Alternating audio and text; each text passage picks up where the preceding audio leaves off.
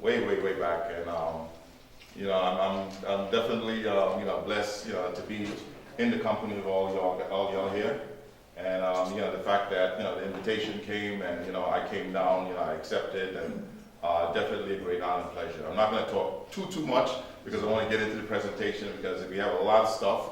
Hopefully the Most High put that spirit on me so I could bring it forth, with some power and some vigor. This way we could all get edified, and we all grew up in the statue of a Messiah. We're going to talk about time today. Talk about time in terms of how to tell time. We're going to learn how to count. We're going to go back, to being a baby. We're going to be doing some investigation. We're going to investigate a crime, because a crime has been committed, and we're all going to play detectives, and we're going to investigate that crime. We're going to try to identify all the culprits, and hopefully, when Yahuah Mashiyach comes back, he'll bring them to justice. So that's what we're going to do today.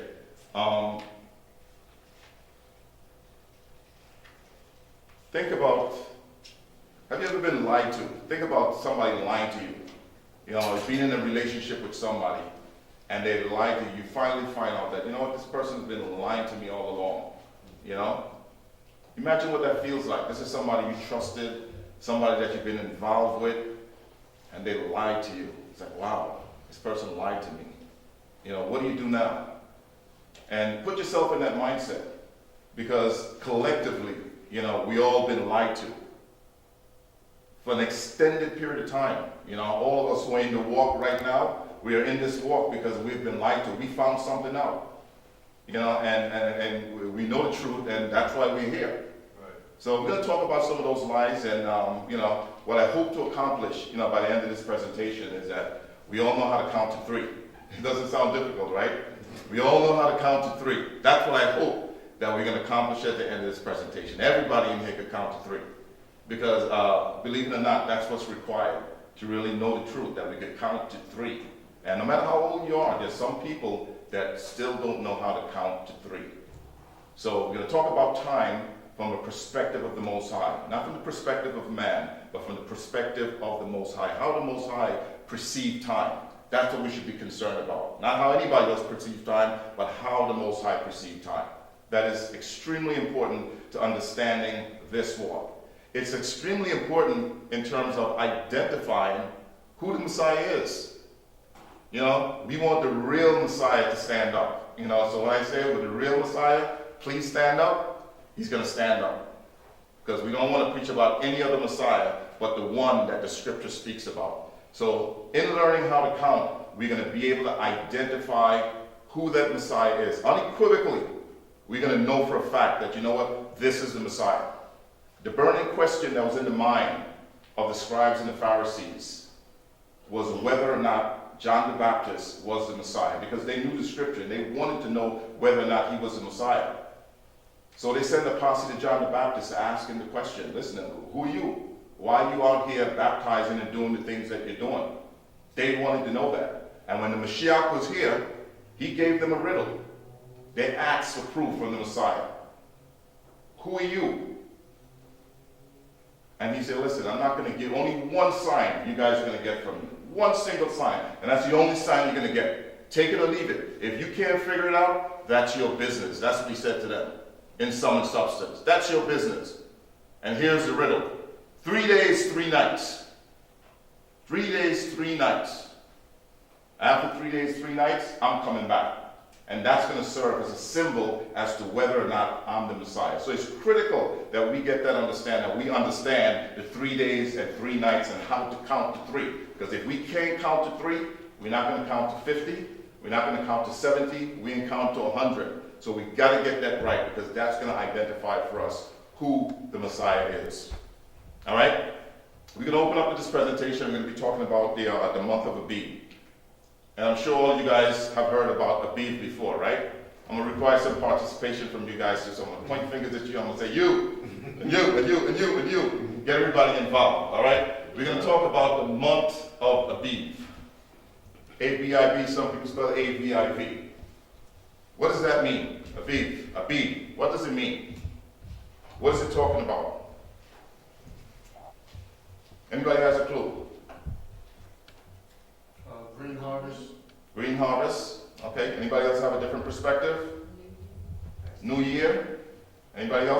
perspective? Anybody? There's a lot of confusion in regards to what Abib actually means. And understand that at the time that Moses wrote the Torah, Moses didn't write a concordance. The strong concordance, Moses didn't write that. The concordances that we have today, men write these concordances to define the words that they use within the text. So to give us some type of guide. And when men translate words, they're going to go according to their understanding of what they believe it to be, in terms of the description. And they're going to give you to the best of their ability. And there's nothing wrong with that because you need some type of starting point. So the starting point that we have in regards to green harvest, the beginning of the, all those are good. There's nothing wrong with them. They're good. But if we could expand upon them and get closer to what it's actually talking about, it gives us a better understanding.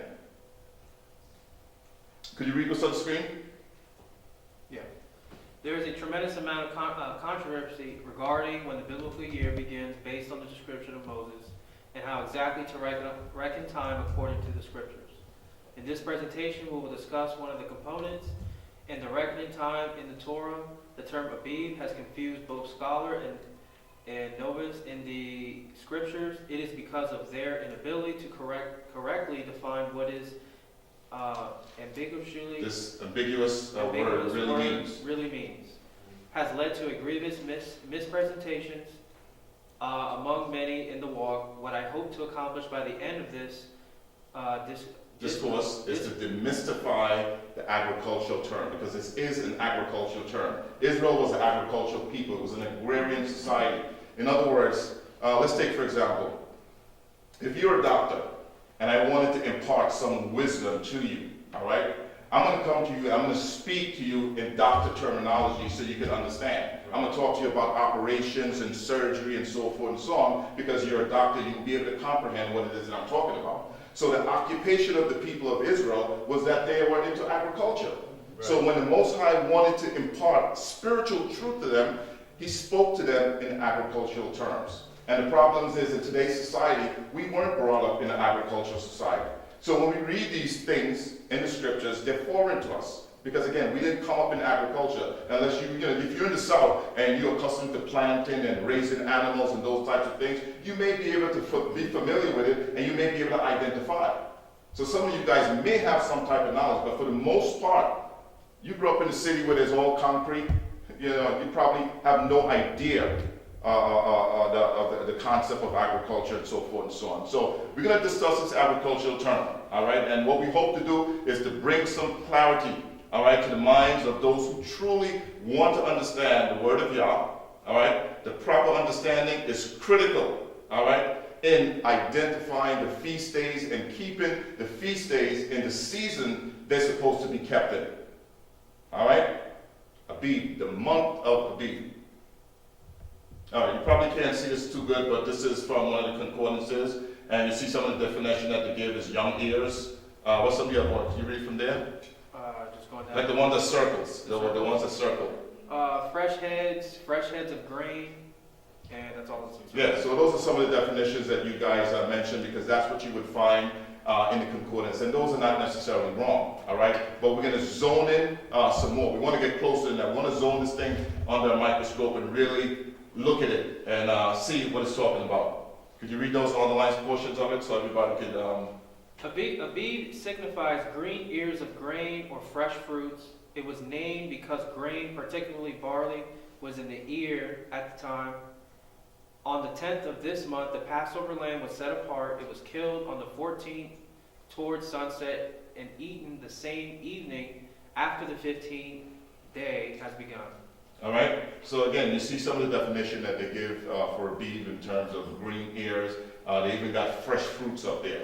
All right, and that's a mistranslation. The idea of fresh fruits, it's important for us to recognize that. So not everything that we read in these concordances and dictionaries, is on point. All right, this is according to the person understanding who wrote the concordance. All right, and the reason why I'm saying that's not necessarily correct in terms of fresh fruit is because when you read the Torah and you identify the word Abib in Torah, it will never give you a reference to grapes.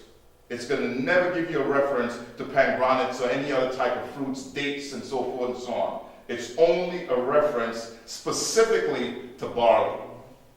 specifically to the grain, barley, or grains. Let's expand a little bit, grain, all right? It doesn't apply to grapes, okay? So when you see fruits up there, fresh fruits, that's not necessarily the case. Don't think in terms of grapes and apples and oranges that, that's a reference to what Abib is talking about. I'm going to get some more into that, and I'm going to prove that, because it's going to become critical when we get to the New Testament. If you understand Abib here, you're going to understand the New Testament, and you're going to be able to identify the Mashiyach in his season, in certain places, and you're going to be able to place the calendar of Yah within the New Testament.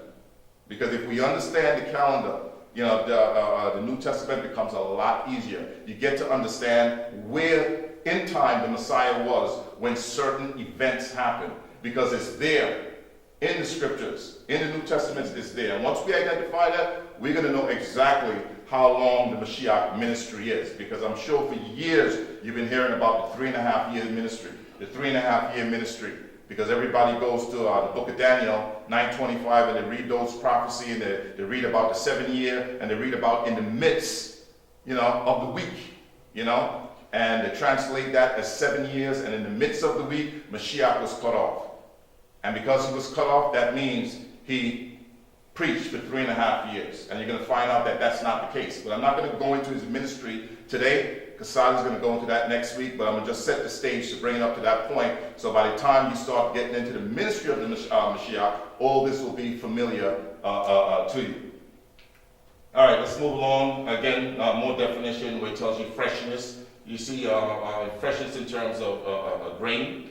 And again, those definitions are not necessarily wrong, but we could zone in, a different more to give you a good understanding. This chart outlines the development and the growth of barley, different stages within the growth from the time that it's sprung up out of the ground. Another term that you've been heard to use to describe Abib also, and I'm sure you've heard, is springtime, or Abib means spring, all right? And again, that's not necessarily the case either, that Abib means spring. Again, according to man's understanding, because a certain thing happened at this particular time of year in regards to the barley, I can see how they could correlate it and say, okay, well, this happens in springtime, so Abib means spring. But that's not the definition of it. And again, we'll prove that in the Torah also to show you that Abib doesn't mean spring. Right. Now, All right. You want to go back to the other slide? 1 second.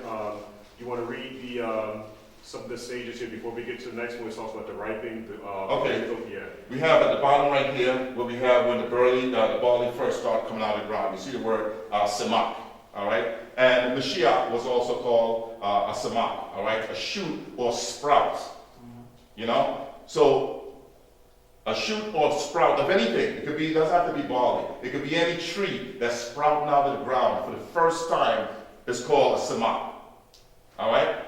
Now, as the tree grows up and it gets bigger and it goes to the different stages, you see one particular stages where they talk about gavol, all right? When it starts to blossom and flower. Here it's going to a stage where it's getting ready to produce fruit, but the fruit is not there yet. Right. And then from that stage, you go on where it actually is forming an ear or the actual fruit on the plant in and of itself. And that forming of the ear is what's called a bee, specifically relating to the grain barley. All right, so here you got barley plant again. And I know, I never grew barley before in my life. You follow what I'm saying? I'm just doing this for you guys to give you an idea of exactly what's what, I did grow up in an agricultural society, and I did a lot of planting. I raised a lot of animals, chicken, goats, and you name it. We had it all. Even the dirty, stinking pigs, we had those too, So I do have a good understanding of agriculture. But here again, plant. Samak is grown out of the ground for the very first time. Now, when we go into the book of Exodus and we read about the barley being destroyed, all right? The barley wasn't destroyed because it was Samak springing up for the very first time coming out of the ground, And a lot of people have that understanding that this is what it's talking about. Because it was springtime and the barley was just coming up, it was destroyed. That's not what it's saying. All right? At the time that the barley was destroyed, it was in the ear. It was a bee. Everybody's getting that? It wasn't destroyed when it was in this particular stage. It was in this stage. Abib, all right? Getting close to being harvested, all right? It's important for us to understand that Abib has to do with the barley. All right, this is just an agricultural chart to show you at the different times in terms of the 3 harvests that we have in Israel, at what time of the year each harvest was ready. You can see the first harvest being barley, and you see where wheat's at within that particular chart, and all the way at the end, you have the different fruits, the grapes and pomegranate and so forth and so on, further down, within the year. And understand also, we're accustomed to our 4 seasons here in America: spring, winter, summer, fall, and so forth and so on. And when you read the Torah, you're not going to find it broken down like that. You're going to find winter, you'll find that, and you'll find summer. And you may say to yourself, well, there are only two seasons. It's not necessarily 2 seasons. It's just that they didn't identify the seasons the exact same way that we identify them here in America. So you can't look outside in America and say, oh, it's springtime. That means it's springtime in Israel. It doesn't work that way, all right? It's a different region of the earth and a different set of circumstances and different things apply. So a lot of times people read Torah with the understanding that because we have spring here at a certain time, that's exactly how it is in the land of Israel, and that's not necessarily the case either. Okay? So just be mindful of that. Take, for example, latter rain. What does latter rain mean? In some scriptures, you know what they interpret latter rain to mean? What's that? Rainy season? Say again? Rainy season? Rainy season? Yeah. Absolutely. Some scriptures, they interpret latter rain as autumn. They didn't call it autumn in Israel. They didn't say, wow, this is the autumn in Israel. No, they didn't say that. They talk about the latter rain. You'll hear about the latter rain. All right? I'm getting confused. I'm talking about former rain. Sorry. Former rain. All right? The latter rain usually comes around, April, around this time. The former rain, or the first rain, comes at the planting season, at the cycle. So former rain, they will call autumn. And in the latter rain, you can associate that with spring. All right? But understand, that's how they refer to it. All right? They didn't call it the way that we call it in our society today. So that's important to understand also. This is called, what's that? Can we read it for you? Yes, go ahead, read it. Okay, we got the book of Devarim, the 11th chapter, verse 14. That I will give you the rain of your land in its due season, the first rain, and then the latter rain. All right, so they would qualify that as 2 seasons. All right, one being the former rain or the first rain happening down at the end of the agricultural cycle when they're ready to plant, and then you have the latter rain right before the harvest begins, the rainy season. Yes, sir. Because you're saying based off of when they're planting, so it's called the former rain. Correct, or the first rain. Because we look at the end of the year, but it's really the beginning of when you're planting for the next Correct. cycle. Okay. Absolutely, for the next cycle. So whatever they plant, and at the end of that cycle is going to be ready to reap in terms of the barley when the month of Abib comes around. All right, so again, former rain or first rain or before rain, first set of rain, and then the other rainy cycle is coming later on that year at the beginning of the year, or closer to the end of the year into the beginning of the year. All right, but they will translate that as autumn and spring. But it's not written in Torah necessarily that way. But in order for us to identify with it, this is the names that they give. So just be aware and be mindful of that. This is the Giza calendar, something that they found in the rock that was written that explained the planting cycle. And you'll see they have encircled about the month of March. You have the barley harvest. All right, and the person who supposedly they believe had written this calendar on this piece of rock was a guy named Abijah. All right, I can't see that at all. What does that say? Genesis? Chapter 8, verses 22. Yeah, what's that say? Read for me. While the earth remaineth, seed time and harvest, and cold and heat, and summer and winter, and day and night shall not cease. All right, so there goes an example. You hear about summer and winter. All right, you're not going to find like spring and fall and those, other things. But just because it mentioned 2 seasons, it doesn't mean that that's the only 2 seasons. They may just call it, a different name. You follow what I'm saying? Former rain, latter rain. We already went over that. All right, Psalm 74, 17, can you read that for me? Thou hast set all the borders of the earth, thou hast made summer and winter. So again, you see summer and winter, all right? We're having to spring, fall, autumn, like the song says, spring, winter, summer, fall, something like that. I can't sing, so you get the idea, all right? Again, the word spring, autumn, fall, you cannot be found anywhere in the Torah, but again, it's according to man's understanding. We put words to them to make it easier for us to understand. What's that, Joel? Joel 2 and 23, That's and it. also Deuteronomy 11 and 4. The word former, first, or example first, or early, rain and latter rain are translated as autumn and spring rains according to the months of the year on the Gentile calendar that corresponds to when the rainy season occurs in the land of Israel. All right, we already went over that already. Okay. Read that. Barley, yes, read that for me because I can't see the screen. Barley in this early Abib stage of development would almost certainly be able to withstand the hailstorm that destroyed the grain supply in Egypt. At this early stage, the green barley grass is flexible and has the elasticity to snap back in an upright position after being pedaled with the balls of ice. As the barley matures and begins to ripen, it becomes fragile. In the later stage of Abib barley, the physiological character of the barley plant has undoubtedly gone through a transformation that increased its vulnerability to adverse weather conditions. All right, what does that mean in a nutshell? Sorry, question? Oh, so I had Sure. like, not a revelation, but just some, we went to Israel in 2015, and we went around what we, consider around the Passover time this Right. summer. And so in that week when we got there, blazing hot, super hot, Right. shorts, sandals, middle of the week, Right. jackets, Right. pants, Right. last day or two, Right. hailing. It was hailing one Right. day. I was just reading that, I was like, man, that is crazy. Right. I mean, It's all in the crazy. same week. Right, all in the that we were same there, way. the same week, we had to have all different types of clothes in that one week. Absolutely. And that goes to show you, so the weather here in the United States, you really can't use that as a blueprint Yeah. and say that this is exactly the way that it is in Israel at certain times. Yeah. Because I remember speaking on the phone with somebody that was, I think they were in Iraq, or some of those Middle Eastern country, I think it was like in November or December, and it was 80 degrees in November or December in that region. Usually in November and December, at least in New York, it's freezing cold. So just to show you, different part of the planet, different things definitely apply. But in regards to the barley, when we talk about the barley being fragile as it gets older, look at it as human beings. When you're young and you're a young whippersnapper, what happens? You run all over the place, you jump up and down, and you're good. But as you get older, you're a lot frail. When you bend over, you can't get back up no more.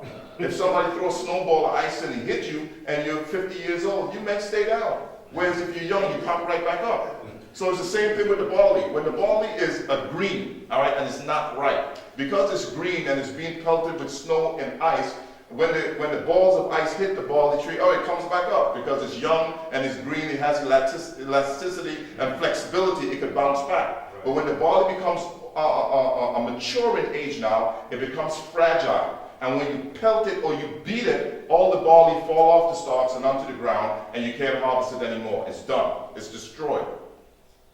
All right? So that's the idea that you need to keep in mind. But again, the barley specifically, it relates, the Abib specifically relates to the barley, its maturity, and how it develops. All right. Excellent. Go to scriptures now and check out some of our scriptures. This is the first time that you see the word barley appears within the scriptures. All right, it's Exodus 9:31. Read that for me. And the flax and the barley was smitted, for barley was in the ear, barley ears on the stalks of the plant, but not necessarily harvest ripe, becomes infirm as it matures. Matures. And the flax was bold. All right, so the barley being in the ear. All right, Exodus 9:31. In the ear, that word is Abib. When it says the barley was in the ear. All right, and that's why it's important for us to understand when we use the word spring Tanak. The barley was in the ear. In other words, it's telling you, all right, in the maturity of the barley plant, all right, not when it's samak, when it's sprouting out of the ground for the first time, but it already went to a stage where you actually had barley on the stalk. It was in the ear. So they're describing the agricultural terrain for you at that specific time, all right, when this was happening, when the hail was coming. This is about the 7th plague, if I'm not mistaken, at the time that this was happening. So again, it gives you an idea, because now what we see now in regards to the year, we see that the barley is already Aviv, because at this particular junction, he didn't tell Moses that this should be the beginning of the year for you. So the barley is already Aviv at a certain stage. This is Exodus 9:31. It's not until Exodus the 12th chapter that he talks about this is when we begin the year. All right, so I know different congregations do different things, and you hear some people say, well, the barley doesn't have anything to do with it. Yeah, it may not have anything to do with it today for a lot of people because we're in America. So it doesn't really affect us because we doesn't grow barley. But if we're talking about the Torah, we can't exclude the barley and say it's irrelevant and it's not important. All right, because again, just the barley alone being present will give you an idea of where the Messiah was at a specific time. So for example, if we went to the New Testament, and not that this scripture exists, if we went to the New Testament and the New Testament says, and the Mashiyach was standing by a barley plant, we know automatically what time of the year it was because the barley plant is right there.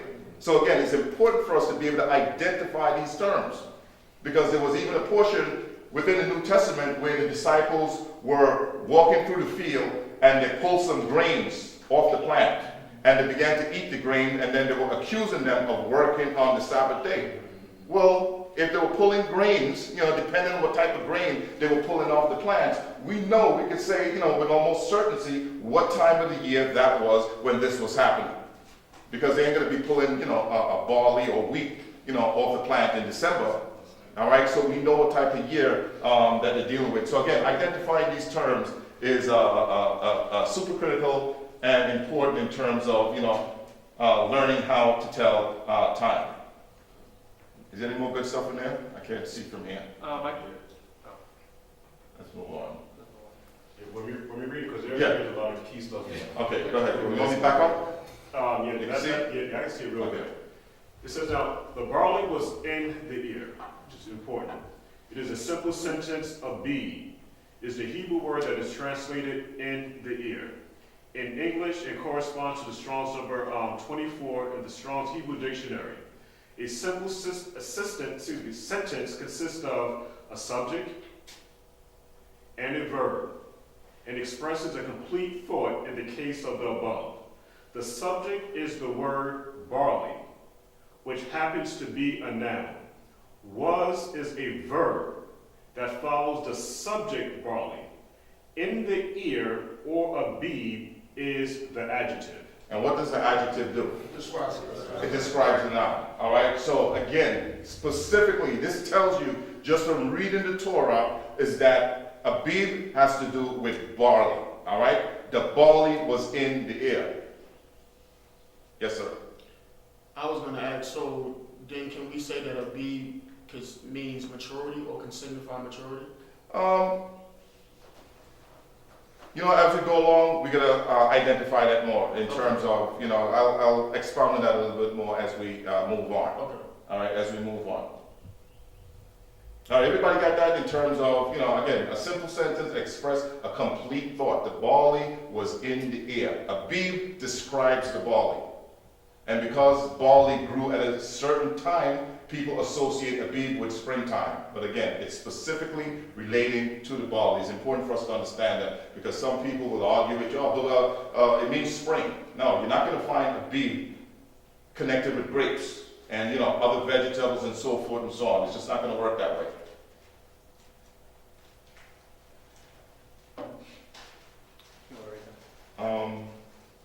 Yeah, agricultural conditions. Did we went over this already? All right, read it. After careful examination of the simple sentence based on Exodus 9:31, it is impossible for any competent person to say that the barley does not factor into the equation of Genesis 1:14. Now stop right there. Genesis 1:14. We all familiar with that scripture? Somebody just read that for me real quick. Genesis 1:14.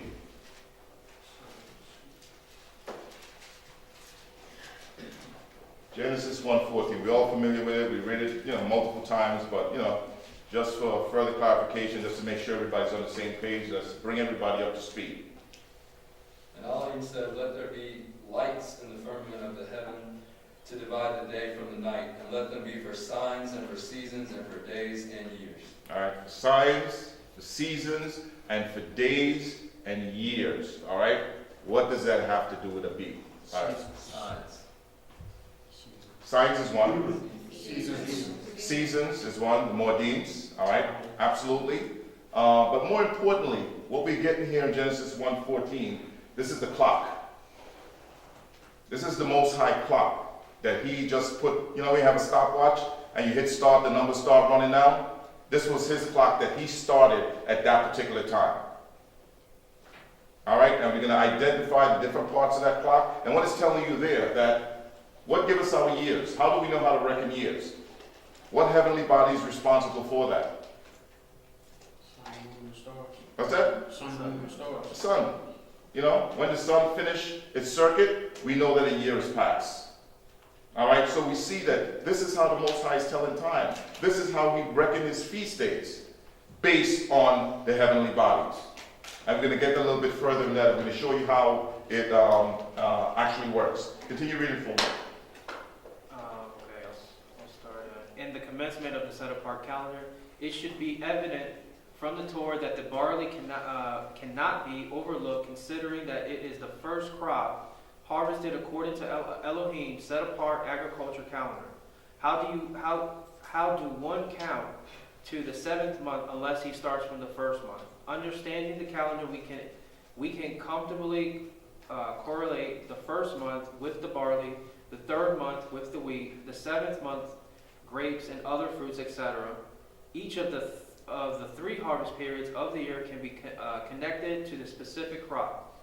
With that said, each harvest could be technical and be called for the agriculture yield of that harvest. All right, in other words, if you wanted to name a specific month, I may just say the month of grapes, and you know what month I'm talking about because I'm saying the month of grape. If I talk about the month of wheat, you know what month I'm talking about, so I'm calling it after the crop that's yield at that specific time. So if you were involved in agriculture, and I say to you, you know what, meet me in the month of grapes.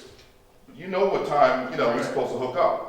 Because you know what time, grapes, come. All right, so again, it's important for us to understand these terminology because this is how it was, for us, before we left our home. We know how to deal with these issues. You see that, Kasad? Yes, Are there important things in there that we need to touch on? Yeah, let's read that. This is actually back to Exodus 9:31. The agricultural conditions explanation. It says, the flax and barley was destroyed by the grievous hail mentioned in Exodus 9, is that 18, 18 and 25. And 25, in the 25th verse. The fruits of those 2 particular grains had already formed on the plants, although not ripe and ready to be harvested. As barley advances in the beef stage, it takes on a yellowish hue and becomes brittle. The flax, because it is a phase of maturity, faced a similar fate as a result. These were the 2 grains for that season of the year, about the time of Israel's exodus from Egypt. If we know the harvest that is associated with an event, we can easily identify, what do you have there? Identify the month of the year that a specific event took place. All right, so again, we speak about the flax, talk about the flax and the barley. If the flax was destroyed also, it's because of the stage that the flax was in at the time. So the flax and the barley was in the air or near harvested in that particular time, or frail enough to get destroyed by the weather that was going on at the time. It would have been more mature, is that what you're saying? Absolutely, yes. because there were other things that were already planted that didn't spring up yet. In other words, the wheat wasn't destroyed. And the reason why the wheat wasn't destroyed, it was still in the ground, and that was good off about for another 80 days or so, another 60 days before that came to fruition or ready to be harvested. So it didn't affect that. Only the things that were growing at the time and near a certain mature stage got destroyed.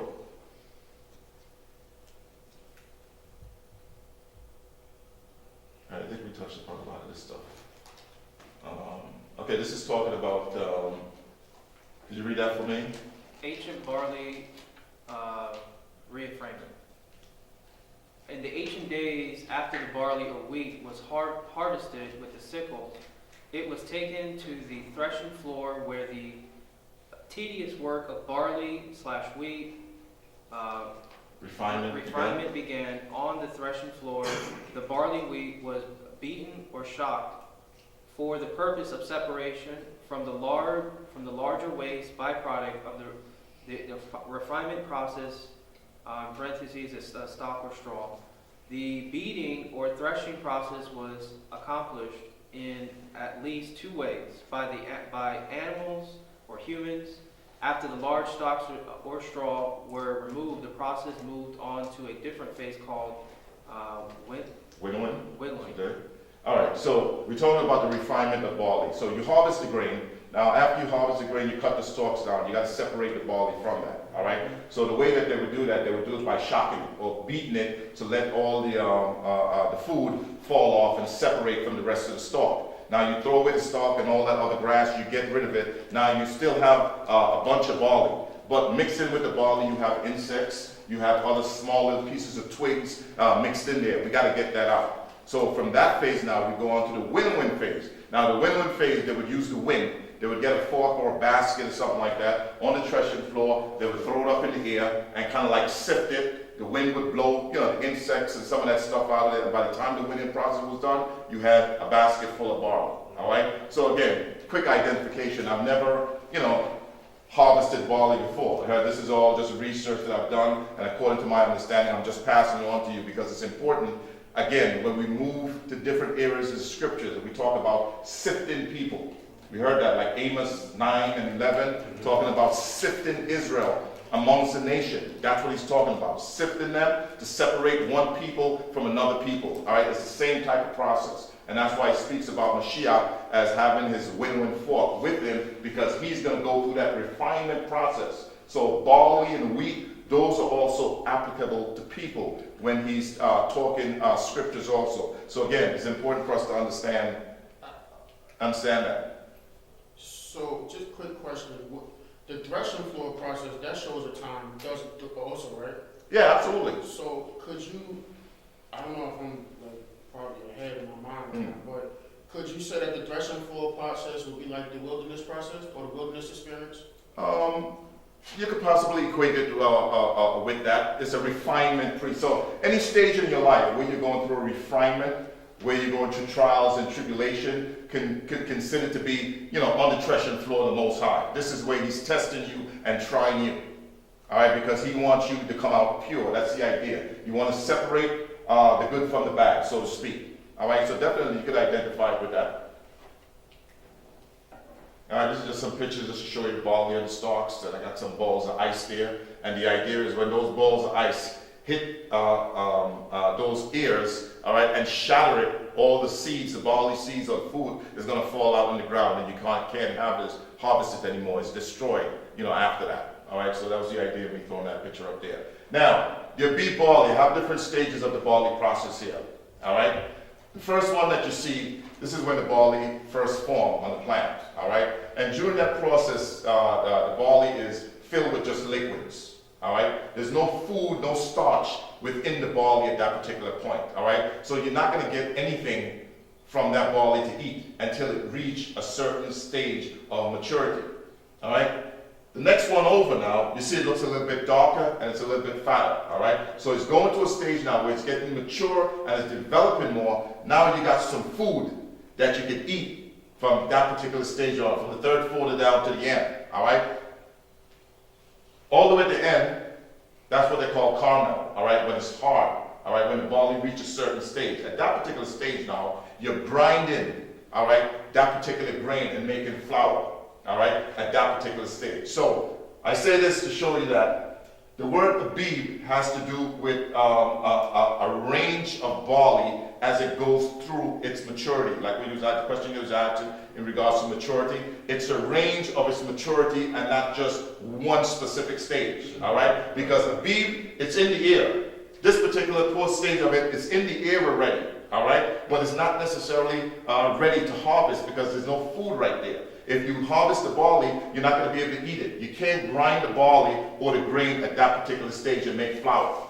It's going to come out wet and gushy. That's not going to work. But when it comes to caramel at the end, all the way at the end, you could grind that and actually make flour out of that. All right? And we're going to look at a particular scripture within Leviticus.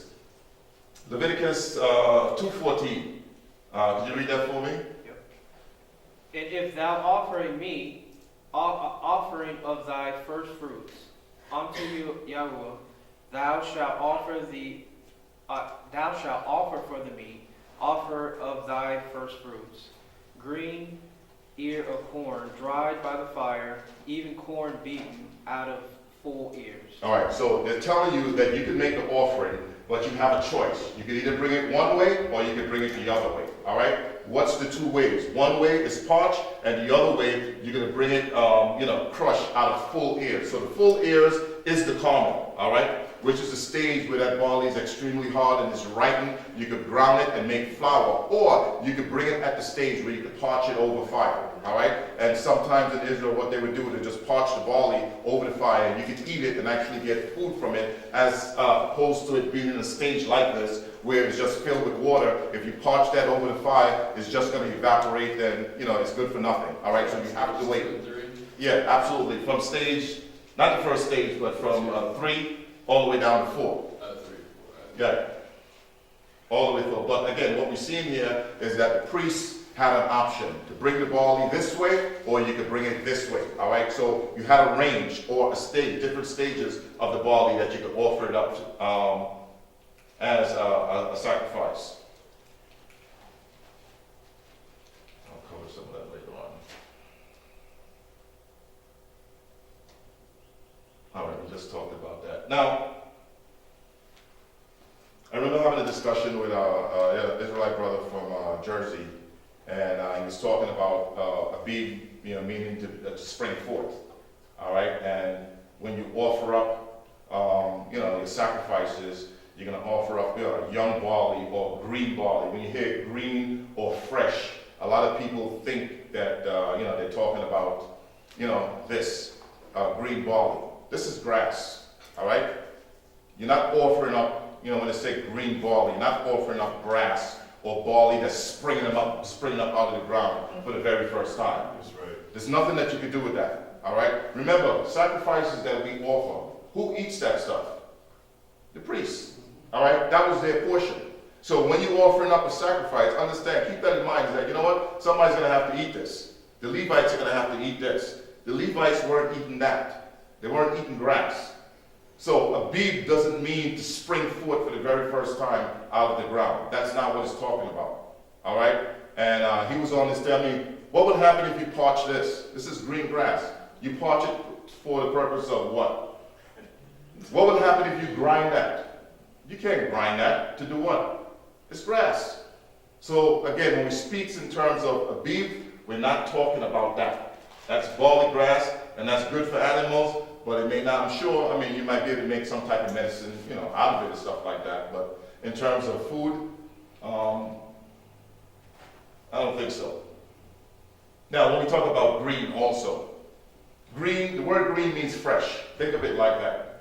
Not young as in green, but green means fresh. So when I tell you, bring me some green barley, I'm telling you, bring me some fresh barley. That's all it's saying. Fresh barley, not green barley in the sense of,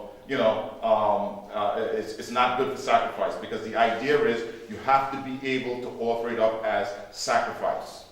All right, if you can't offer it up as an offering, then it's not presentable. Then Most High is going to get mad at you, because he's going to say, listen, what am I going to do with this? The Levites are going to get upset. So listen, we can't do anything with this.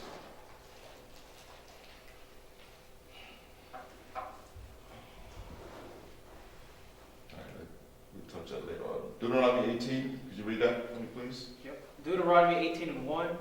The priests, the Levites, and all the tribe of Levi shall have no part nor inheritance with Israel. They shall eat the offerings of Yahuah made by fire in his inheritance.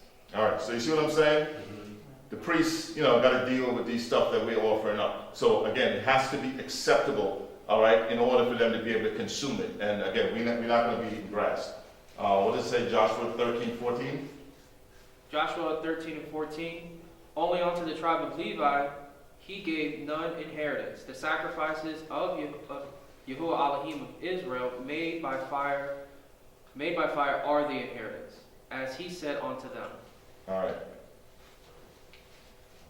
So would you say the color also is an indicator of the maturity of the... Absolutely, absolutely. If it was green, before it got ripe enough for you to harvest it, all right, when you see it change color or it begins to turn yellow, that's an indication to you that, okay, this is right. Like, in the islands, we grew mangoes. We had loads of trees of mangoes. And I knew the mango was ripe when it turned yellow. So all year around before it became, ripe, it was green. And just about when you're ready to pick it, you see it start changing color. All right, and it's important. That's extremely important. Now, what causes it to change its color? To give you a visual indication that it was ripe. All right, that's going to go right back now to Genesis 1:14. All right, those heavenly bodies. All right, so some people would say, oh, well, I hear say, oh, you guys are keeping a moon calendar. I said, no, I don't keep a moon calendar. I don't know what a moon calendar is. The calendar that I do keep, I know the heavenly bodies are responsible for the calendar and dictates everything in that calendar. Different heavenly bodies have different responsibilities. We know in years past when the sun do what it does and go through its circuit. All right? We know what a month is as a result of the moon doing what it's supposed to do. And in conjunction with the stars and all the other heavenly bodies working together, we're able to tell time. All right? It's extremely important for us to recognize that. But what causes the barley to change color and mature enough for you to harvest it is the fact that you have the sun. All right? If there's no sun, you're not going to get any ripe barley. Trust you me. So the sun factors into the equation also. That's my point. Without the sun, there is no barley. So there's no way Israel keeps a moon calendar or a calendar that's just based on the moon. It's just not going to work. Because if you did that, all right, and you excluded the sun, or if there was no sun, all right, you're not going to have any barley. What would happen if there was no sun? Would we be able to sustain life here on this planet Earth? No. Absolutely not. We all would probably be dead because we'd be freezing. So we need the sun. The sun is important for us in order for us to live. In order for animals to grow and do what they do, they need the sun. Everything is dependent upon the sun. And if there was no sun, we'd have to adapt and find some other way. But the sun is important. So the barley reached a certain stage of maturity because of the sun. All right? So again, when you look at the year, when we talk about the year, all right, and Rosh Hashanah, understand that. The barley is Aviv. All right? That's important. That's an indicator. All right? And when the barley reaches a certain stage of maturity is because the sun is where it's supposed to be. And when that sun gets to where it's supposed to be, it starts to change color, and you know that it's mature enough for you to harvest it, and now you can begin the year, the head of the year, according to Exodus 12. Now I use this here just for visual effect again, all right, because corn on the cob, as we know it, is a grain, all right? So I use that to just to have an analogy, all right? Now, look at these young corns over here. Now, we use that in America, all right, in our foods. You see them put it in soup and stuff like that. It's not mature corn. And technically, you're eating the husks and stuff like that, the corn, but you don't really feel it because it's cooked and stewed down and so forth and so on. However, corn, young baby corns like this, can't be parched in open fire. If you put it in open fire and try to parch it, it's going to burn up, and you're not going to be able to eat it. All right? I'm not telling you in Israel, they were cooking, barley like that. I'm just using this as an analogy to get you to understand in terms of the maturity. Now, look at the other picture of corn over there. That type of corn, all right, you could turn on your stove and hold the corn over the stove and parch it and eat it. And it tastes good. Why? Because there's food in those kernels of corn. It had reached that maturity level where you could actually get something from it so you could parch it. Now, the other stage of corn down here is a lot harder than that stage of corn over there. That particular corn, you can't parch that over fire. It is just too hard. You're not going to be able to eat that and bite into it. It's not going to work. However, you could grind that corn and make cornmeal and make bread from it. But you're not going to be able to parch it. You're not going to be able to cook it either. It's just too old. It's too mature. It's too far gone in the stage of a beef for you to do that. All right, just to give you an understanding in terms of the maturity or the range. So when the priest said, when they said to the priest, you could bring it either parched or you could bring it grounded out of full ears. That's what they're talking about. They're not talking about this particular stage because you can't parch that. And again, we're applying this to barley, just so you understand that we're talking about the barley here. I think I already mentioned. All right, Samak, we always talk about spring up. Now, in regards to Samak, or something sprouting up for the first time, all right, if you wanted a word to call springtime, I would say probably the best word would be the word Samak, where things are sprouting up for the very first time. And the reason why I say that is that you could go in Genesis in terms of the creation, when they're talking about when everything was created, and you could find the word Samak there, all right, because that's the first time those trees and plants or whatever it is springing up for the first time. All right. So if you wanted to say, a word that would mean springtime, and you could say the month of Samak, it would be, that particular word, and not the word Abib, because again, Abib specifically relates to the barley. Exodus 9:31, where we said the barley was in the air. Again, that's not saying that the barley was springing out of the ground for the very first time. It was already, barley plant already grew up. It's a big tree already, or a big plant, and the kernels were already starting to form on the particular plant.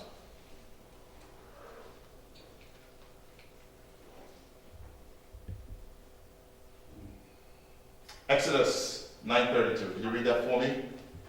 Exodus 9:32. But the wheat and the rye were not smitten, for they were not grown up. All right, and the word is afilot, not grown up. All right, so now he's telling you now